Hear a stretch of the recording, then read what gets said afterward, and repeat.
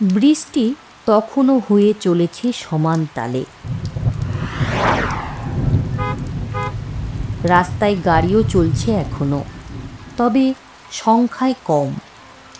কটা বাজে বুঝতে পারছি না। হাতের ঘড়িটা 8:25 হয়ে বন্ধ হয়ে রয়েছে। গাড়ির অবস্থা দেখে কান্না পেল। সামনের বনের তুবড়ে যা তা অবস্থা। ইঞ্জিনটা প্রায় বিধ্বস্ত বলা চলে।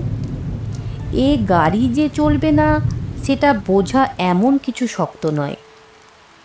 পোশাকের অবস্থা অন্ধকারে ভালো টের পাচ্ছি না, কিন্তু এ অবস্থায় কোথাও যাওয়া যায় না। বাড়ি ফিরতে হবে। গাড়ির মায়া ছেড়ে দিয়ে রাস্তায় এসে দাঁড়ালাম। বাসের আশা এখন না করাই ভালো।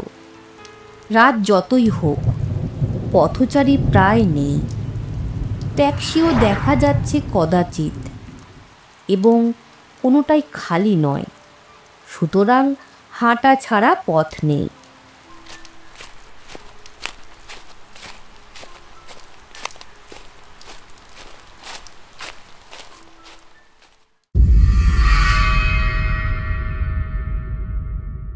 নমস্কার শ্রোতা বন্ধুরা, গল্পের ঝুলি অনেক ধরনের গল্প চ্যানেলে সবাইকে স্বাগত জানাই।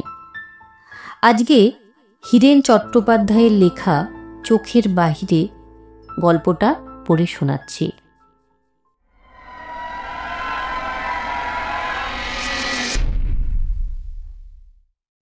বুড়িদের ওই এক দোষ, সবসময় বকবক করবেই। সায় দেবার মতো কাছে কেউ থাক আর নাই থাক। মণি পিসিকে খানিকটা সেই জন্যেই এ বাড়ির কেউ পছন্দ করে না, আমি ছাড়া। আমার নিজেরও মাঝে মাঝে বিরক্তি ধরে যায়, যেমন এখন। কিন্তু মণি পিসিকে আমি ভালোবাসি। গুরুজনদের মধ্যে একমাত্র মণি পিসি জীবিত বলে নয়, মণি পিসি আমায় সত্যি করে স্নেহ করেন বলেই। আমার বাবার নিজের বোন অবশ্য ছিল না। মণি পিসি বাবার খুড়তুতো বোন, বাবার চেয়ে বছর 5 বড়। কিন্তু মানুষ হয়েছে সব একসঙ্গে, একই 51বর্তী পরিবারে। 51বর্তী পরিবার কবে ভেঙে চড়ে গিয়েছে।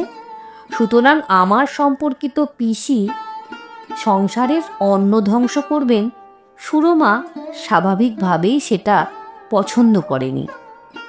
বাধা দিতে পারেনি আমার জন্যেই, কিন্তু ওর বিরক্তিও আমি চাপা দিতে পারিনি। আমার একমাত্র মেয়ে মোম, যে ওর দিদাকে খুব অপছন্দ করে তা নয়।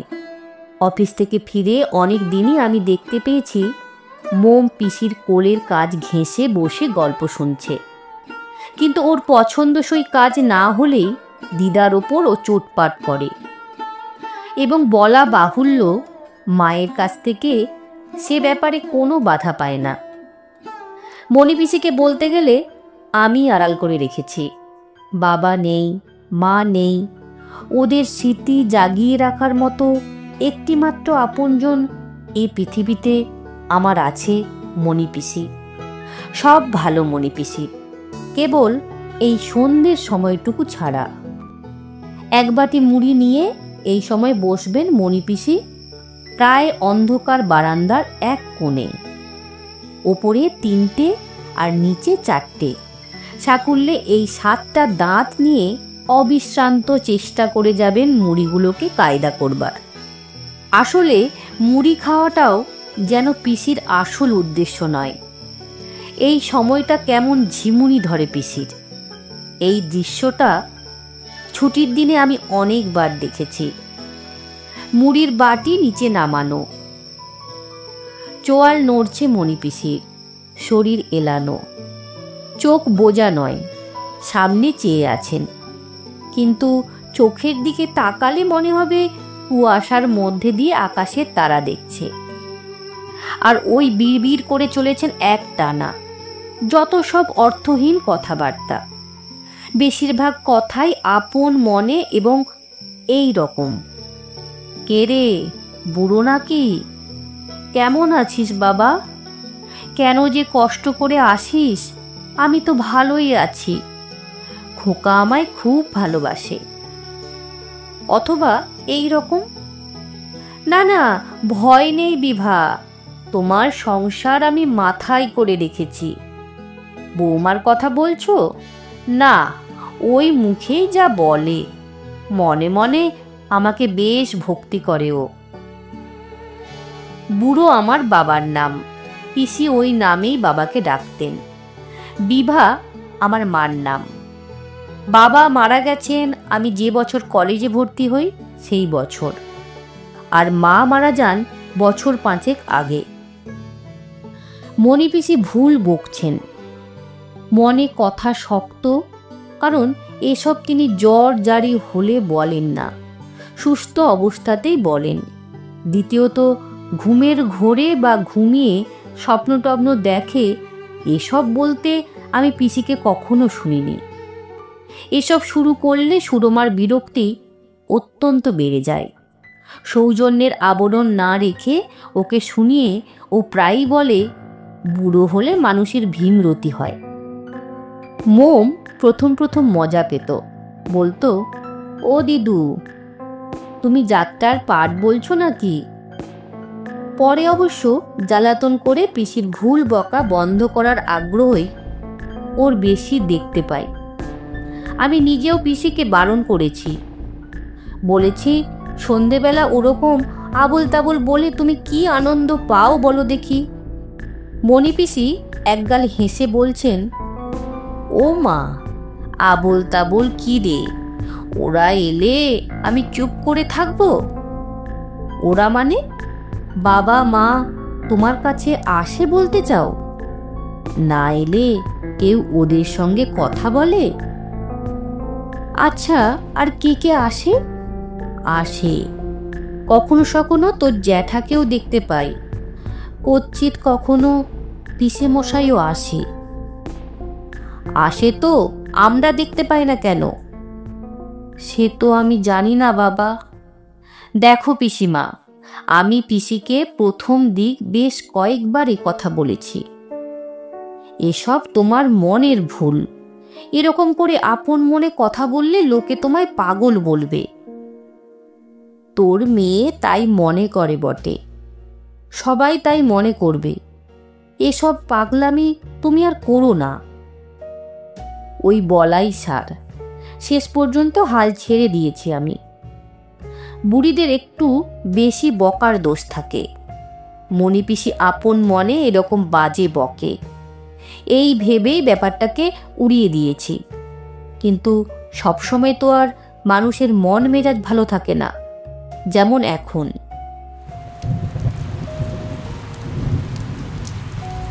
বৃষ্টি বাদলা দেখে 4টের মধ্যে অফিস থেকে বেরিয়ে পড়েছি, কিন্তু তারপর থেকে আকাশ যেন ভেঙে পড়েছে। মুষলধারে বৃষ্টি চলছে তো চলছেই। 8টা বাজে, ছাড়া দূরে থাক, কমারও কোনো লক্ষণ নেই। অথচ অ্যাসিস্ট্যান্ট ম্যানেজার সেন সাহেবের মেয়ের বিয়ে। এদের যদি না নিয়ে যাই, নিজে তো একবার হাজির হতেই হবে। সেন সাহেবের বাড়িও কাছে পিঠে নয়, দমদমের ওদিকে জয়পুর রোডে। নিজের গাড়ি আছে বটে, কিন্তু ভবানীপুর থেকে দমদম যাওয়া এই দুর্যোগে কি 4টিখানি কথা? যাওয়া হবে না বলে মোম যখন গাল ফুলিয়ে বসে আছে, সুরমা ওকে জামা কাপড় ছাড়িয়ে একটা বোনা দিয়ে বসেছে। ঠিক সেই সময়েই মণি পিসি শুরু করেছেন তার বকুনি। সুরমা ভুরু কুঁচকে উঠেছে, আমি দেখতে পাচ্ছি। হতেই পারে কারণ বৃষ্টির জন্যে বারান্দায় নয়, এই ঘরেই বসেছেন আজ। আমার নিজের মনের অবস্থাও তো তেমন ভালো নয়। বেশ চড়া মেজাজেই বললাম, মণি পিসি, তুমি একটু থামবে? প্রথমে যেন শুনতেই পেলেন না। দ্বিতীয়বার কথাটা বলতে আমার দিকে ফিরে বললেন, বলছিস কিছু? হ্যাঁ বলছি, রোজই তো চলে পাগলামি, আজ অন্তত একটু থামাও। মুখ ঘুরিয়ে সামনের দেওয়ালের দিকে তাকালেন, বললেন, তুই আর যা বুড়ো, খোকা রাগ করছে। হ্যাঁ, কি বললি? যেতে বারণ করব? বারণ করলে কি আর শুনবে রে? বারণ তো আগেই করেছি, কোন সাহেবের মেয়ের বিয়ে যেন আজ। বিরক্তিকর। মণিপিসের দিকে না তাকিয়ে সুরমাকে আমি বলেছি, বৃষ্টি কমার কোনো লক্ষণ নেই, আমি ঘুরে আসছি যত তাড়াতাড়ি সম্ভব। গ্যারেজের সামনেটাও পায়ের পাতা ডোবানো জল। ছাতাটা গ্যারেজের ভেতরেই ঝুলিয়ে রেখে সন্তর্পণে বার করলাম গাড়ি। বাইরের ফটক বন্ধ করার জন্য একবার বেরোতে হলো, তাতেই অর্ধেক ভিজে গেলাম প্রায়। সবে স্টার্ট দিয়েছি, লোডশেডিং হয়ে গেল। অসহ্য বিরক্তিতে আমার মাথার শিরা দপদপ করতে লাগলো। বিপদ যখন আসে সব দিক দিয়ে আসে। ব্যাটারি অবশ্য ফুল চার্জ করা আছে, কিন্তু ঘন বৃষ্টির দেওয়াল ফুঁড়ে আলো আর যাচ্ছে কত দূর। সামনে আসা গাড়িগুলো হাত বিশেকের মধ্যে না এসে গেলে তাদের আলো দেখতে পাচ্ছি না। এইভাবে আমি কতক্ষণে পৌঁছাবো দমদম। মোটামুটি মাথা ঠান্ডা রেখেই চালাচ্ছিলাম, স্পিডও কম রেখেছিলাম যতটা সম্ভব। ঝামেলাটা হয়ে গেল থিয়েটার রোডের কাছাকাছি এসে। ডান দিকে রাস্তা থেকে সবেগে বেরিয়ে আসা একটা মোটর সাইকেলকে বাঁচাতে গিয়ে মুখোমুখি পড়ে গেলাম এগিয়ে আসা একটা বাসের।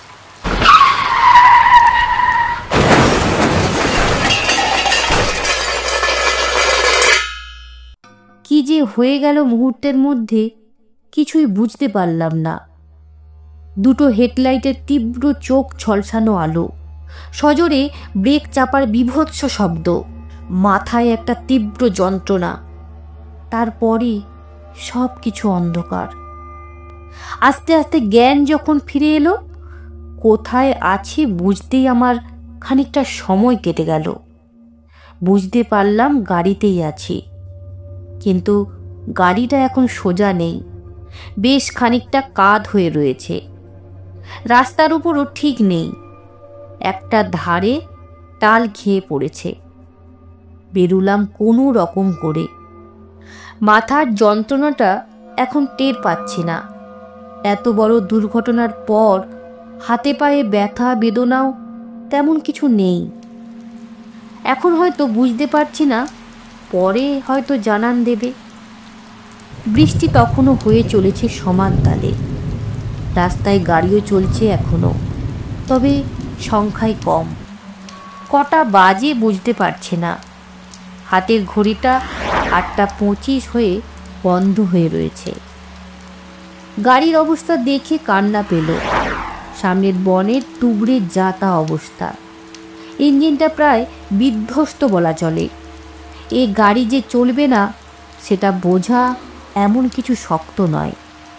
পোশাকের অবস্থা অন্ধকারে ভালো টের পাচ্ছি না, কিন্তু এ অবস্থায় কোথাও যাওয়া যায় না, বাড়ি ফিরতে হবে।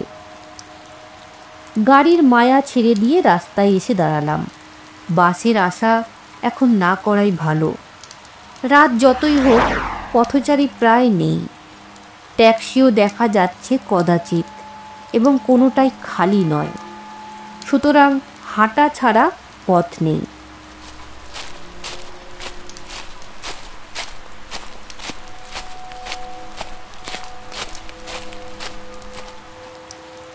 কি করে যে এলাম এতটা রাস্তা সে কথা না বলাই ভালো।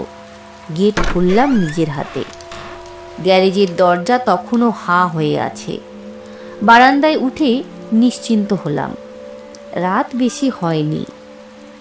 জানলা দিয়ে বাইরের ঘরের ভেতরটা প্রায় দেখা যায়। যেমন দেখে গিয়েছিলাম ঠিক তেমনই রয়েছে অবস্থাটা। মণিপিসি মুড়ির বাটি নিয়ে ঝিমুচ্ছেন। সুরমা উল বুনছে। মোম একটা কমিক্স পড়ছে উপর হয়ে। সমস্ত ব্যাপারটা ভাবতে গিয়ে হাসি পেল আমার। কি বিরাট দুর্ঘটনা থেকে বেঁচে গিয়েছি ওরা কেউ জানে না। এরকম মুখোমুখি সংঘর্ষ হলে প্রাণ নিয়ে ফেরাটাই যেখানে সংশয়, সেখানে রাস্তায় পড়ে থাকা নয়, হাসপাতাল নয়, সোজা বাড়িতে ফিরে এসেছি আমি। কলিং বেলে হাত দিলাম। আশ্চর্য, সুরমার কোনো ভাবান্তর নেই। শুনতে পাচ্ছি না নাকি? কিন্তু কলিং বেল তো ঠিকই আছে। বিকেলেও অফিস থেকে ফিরে কোনো গন্ডগোল দেখিনি। আবার টিপলাম, আবার। ব্যাপারটা কি? বিরক্ত হয়ে দরজায় ধাক্কা মারলাম। দরজা এমনিই খুলে গেল। রাগ হলো সুরমার ওপর। রাত হয়েছে, ফিরতে আমার কত দেরি হতো ঠিক নেই কিছু। দরজা খুলে রাখে এমনি করে। ঘরে ঢুকতেই একরাশ উজ্জ্বল আলো ঝাঁপিয়ে পড়ল আমার উপর। এ কি? নিজের অবস্থা দেখে নিজেই ভয় পেয়ে গেলাম আমি। সমস্ত জামা কাপড় রক্তে আর কাদায় মাখামাখি। এত বৃষ্টিতেও সেসব ধুয়ে যায়নি। কি করে যে এলাম এতটা রাস্তা, সেটাই আশ্চর্য। কিন্তু এটা কেমন ব্যাপার? ঘরে ঢুকে পড়েছি, তবু সুরমার খেয়াল নেই। এত মন দিয়ে উল বোনার কি থাকতে পারে? রাগে সর্বাঙ্গ জ্বলছিল আমার। কোনো রকমে নিজেকে সামনে দিয়ে বললাম, সুরমা, ব্যাপার কি বলতো? সুরমা আগের মতোই নির্বিকার। আমার গলা ওর কানে গিয়েছে বলে মনে হলো না। মোম যখন বই পড়ে তখন মন দিয়েই পড়ে। কিন্তু আমি ঘরের মধ্যে চলে এসেছি, ডাকছি, তাও শুনতে পাচ্ছে না। চকিতে একটা সম্ভাবনা আমার মাথায় বিদ্যুতের মতো খেলে গেল। তাহলে কি আমি? ভয়ে দিক বিদিক জ্ঞান শূন্য হয়ে আমি চিৎকার করে উঠলাম, সুরমা, আমি এসেছি, দেখো, আমি যেতে পারিনি ওখানে। সুরমা একটা হাই তুলে উলটাকে সরিয়ে রাখলো। মোমের দিকে ফিরে বলল, মোম, খাবি এখন? মোম মুখ তুলল। এবার আমার মুখোমুখি। কিন্তু ঘরে কাউকে দেখতে পাচ্ছে বলে আমার মনে হলো না। কমিক্সটা আবার টেনে নিয়ে বলল, বাপি আসুক মা। ভয়ের একটা হিমশীতল স্রোত আমার শির দ্বারা বেয়ে নেমে গেল। পাগলের মতো গলা ফাটিয়ে আমি আবার বলে উঠলাম, সুরমা, মোম, তোমরা দেখো, আমি এখানে, এই ঘরে। আমি ফিরে এসেছি। আমার বিহল চোখের সামনে মোম কমিক্সে আবার মুখ গুজে দিল। সুরমা উল্কাটা টেনে নিল ফের। কেবল মণি পিসি মুখ তুলে চাইলেন আমার দিকে। যন্ত্রণায় পিসির মুখ বিবর্ণ হয়ে গিয়েছিল। টেনে টেনে বলতে লাগলেন, যেমন প্রতি সন্ধ্যায় বলেন, খোকারে, এত করে বারণ করলেন ওরা, তবু গেলি, কপাল আমার। সবাই তোরা এমনি করে আমার সামনে থেকে চলে যাবি রে। আয় বাবা, বস। কি করে এমন হলো বল দেখি?